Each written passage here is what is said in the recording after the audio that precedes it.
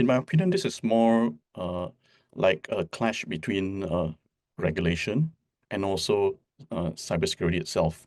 On one hand, we understand the need for example, what the UK government is asking for, information pertaining to, let's say, criminal activities and so on that may require decryption of encrypted data.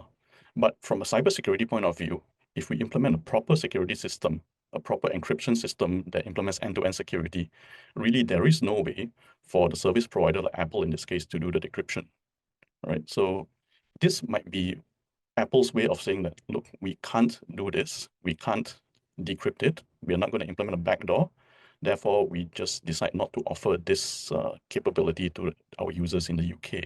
So it's really at the heart of it. On one hand, there is the government's needs. On the other hand, there is how cybersecurity inherently is. The advanced data protection is an end-to-end encryption scheme. It means that if someone uses advanced data protection, only the end users themselves are able to decrypt the data. Apple has no say or the ability to decrypt it. And this kind of contradicts what the UK government is reportedly asking it to do. So if Apple cannot decrypt it, all right, there is no way it can give the data to the UK government. And this is why we believe that that's why Apple decided not to continue offering this service to the UK, to the people in the UK. What happens here, right? How Apple reacts to this request, right? Could denote how Apple might react to other people's requests as well. So, like for example, if Apple agrees to do something like putting a backdoor into their encryption systems, right? In the future, other countries might say, "Hey, you have done this before. Can you do this for us as well?" Right. So this is Apple's stand in this whole issue, probably. What Apple is doing actually is quite, quite consistent with what they've done in the past. I mean, in the past, we have seen law enforcement asking Apple to decrypt iPhones, and Apple refuses to do so.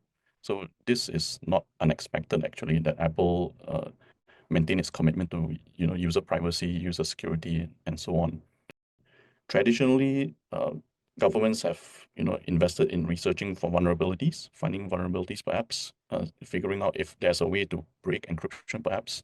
Again, this goes back to the whole concept of what does it mean by protection? If Apple is committed to protect the user, right?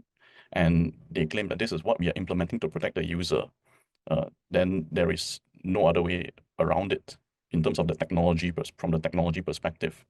Apple, in my opinion, they actually have a very good way of telling us what they actually do in terms of data security and so on. So everything's laid out quite clearly for a layman to read it and understand it.